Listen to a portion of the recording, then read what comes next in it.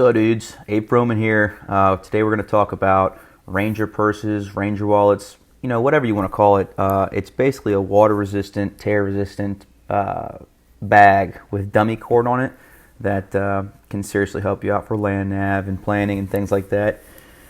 And with what we got going on coming up soon, I don't want to see a bunch of high speeds running around, woods lost. Oh, I lost my protractor. Oh, my pencil. I don't know what happened to my score sheet. Map. My map got wet. This is to literally prevent all of that.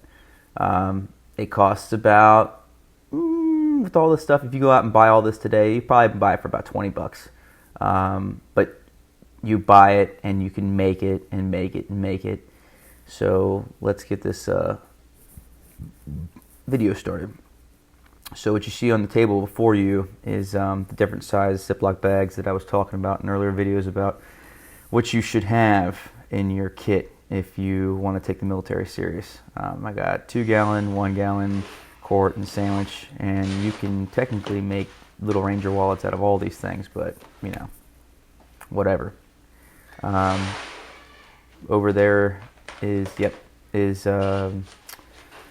an old one. It's basically busted now, but I've had this thing for about 4 years, and I just remake them once they wear out. And I've never had them get punctured, anything like that. The ties have never gotten broke off. The only thing that usually wears out is the zipper portion or the Ziploc portion. After opening and closing it so many times, it'll eventually get worn out. That's an RTO one.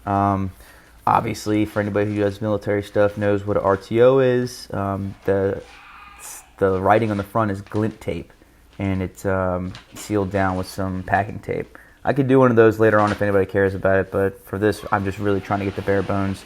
What you see before you right now, that's the list. That's the what you need to make it.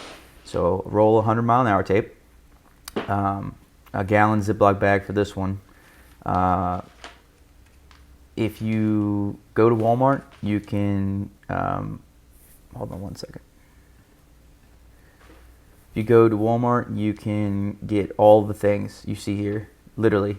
And then whoever your unit supplies can take care of the rest. They should be able to give you damn 550 cord and 100-mile-an-hour tape. If they say they ain't got it, they're lying. Let me just say that. But they will be able to give you that. Everything else you see, you can grab from Walmart, and I'll make a little items list in the description below. So anyway, moving along. About 40 inches of 550 cord, 2 washers. Doesn't matter the size. Just be able to, if you put 550 cord, tie a knot, should hold it through. A little Bic lighter for cutting and burning the 550 cord. X-Acto blade. Any kind of hobby knife will do. You can use a knife if scissors if you want, but it won't be as clean. Protractor, you should have already one of these issued to you. But what I'm trying to show you here is this one has been trimmed and has the 550 cord gut on it. I'm going to have to break here before the end to show you how to do that, but I will because it's important. 5x8 index cards. I use the big ones, bigger on the map. A little clipboard, a little cheap clipboard. You see how this one's kind of busted, but you can get it from Walmart for like $4 or $5. You need a clipboard. The little small ones you see right here that fit the index cards on there perfectly fit great in the 2-gallon ones. I think in the 2-gallon Ziploc bags you can fit a full-size clipboard. A good pen or large pencil. This one is a Zebra .07, I think, pencil for actually plotting points, and then a map marker. I would take those 3 at a minimum. And then this is what it looks like inside the bag. My busted bag.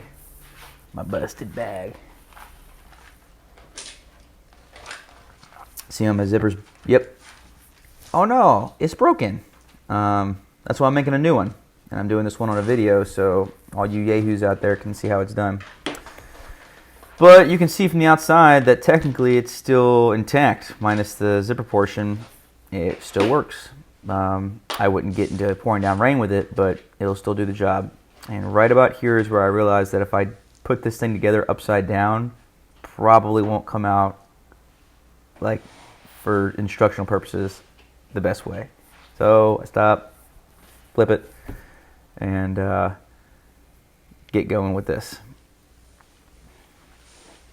All right, so here we are. Step one, on a cutting board, lay out your first row of 100-mile-an-hour tape.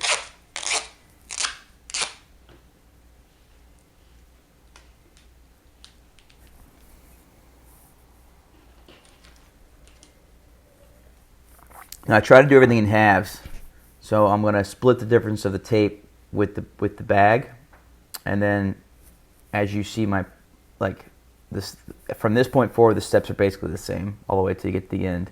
So I'll speed up the camera so this video won't be so long.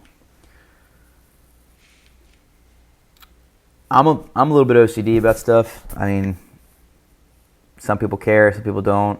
I always like to have this thing as like watertight and like thin as possible, so that way over time, you know what I'm saying, water, moisture has less chances of getting in there. If you don't have to be that way. I mean, this thing will work even if it's not all pretty, but you know, artsy fartsy, arts and crafts, it's kind of my thing. So I take my time, make sure it's right. Don't cut yourself with a damn X-Acto blade. If you don't know how to use a hobby knife or an X-Acto blade, use scissors. I don't want to be responsible for people like out there slicing off fingertips and things because they're like, oh, I thought it was just like a regular knife. I didn't realize it would go straight through. You know, be careful. Shouldn't have to say that, but who knows. So what I'm kind of like finding is the seam. Remember I said that all the steps from that point forward would be the same? By splitting the difference, I basically overlap as I go through, and it gives that initial Ziploc bag that much more thickness. It's basically 2 thicknesses of 100-mile-an-hour tape. You can use other duct tape for this, but I personally really love the military issued tape. It's held up best for me. You could do Gorilla Tape, make it black, but OD green is kind of like a universal color for camouflage. So that's why I ended up leaving it like this, so that way I don't get beat up for having something that's shiny out there.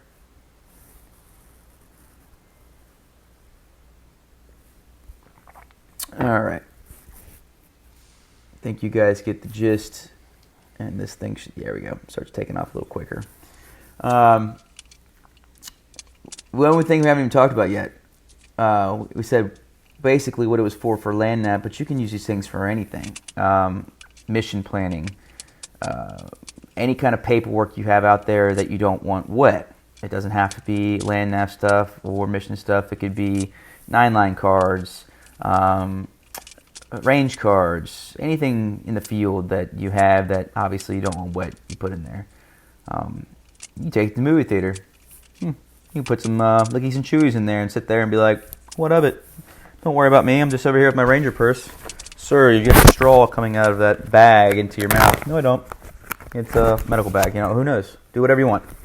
But I've had enough people ask me, you know, oh, you should sit down and show us how to make that. Well, here's my best attempt at it. Okay, now, the washers. So, like the freak that I am, I'm sitting there and eyeballing it, trying to get 100% perfect online. And then you're going to see what I'm going to do with the washers. They have a purpose. Yes, washers.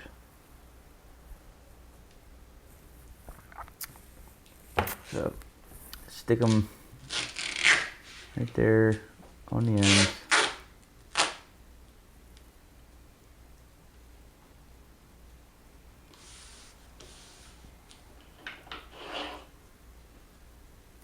Fold it back over.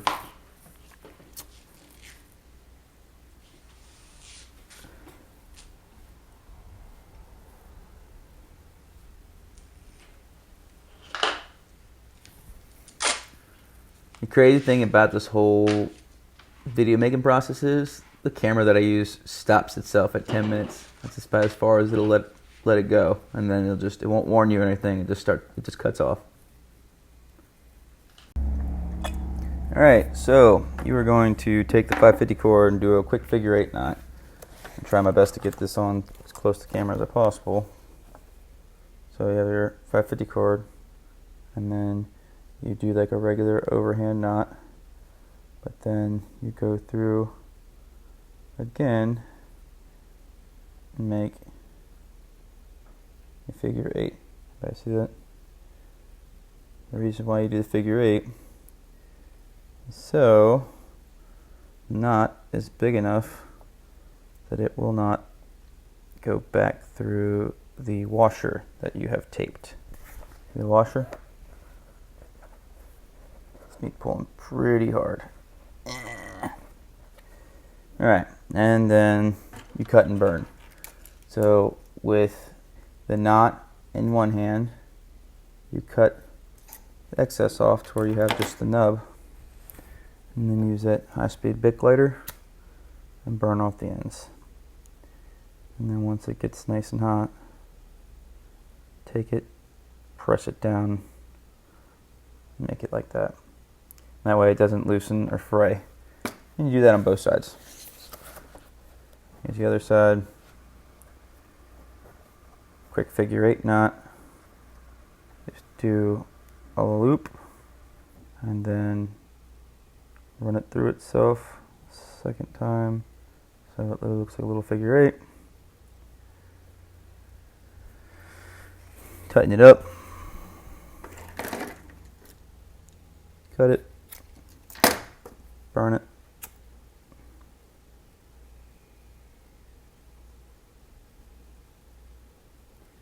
Push it.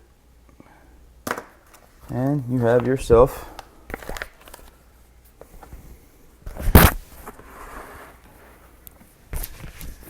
Ranger bag.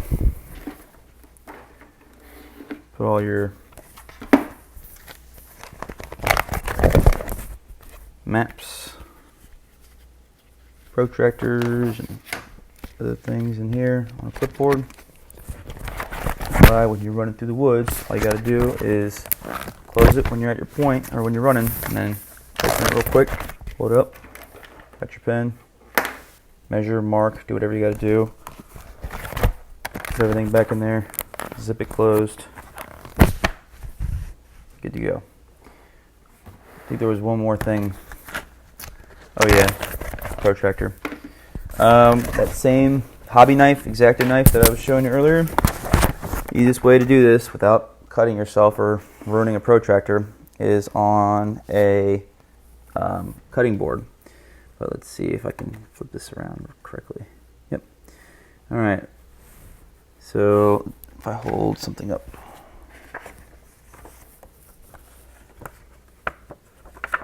Boom. Okay. So you see on there, there's a line that goes there normally. And you got a big old piece of plastic that you have to move down to get to your actual line. Well, if you take that hobby knife and slice it on down on the cutting board, I usually do the 1 over 50,000 and the 1 over 25,000 because I don't think I've ever, with the exception of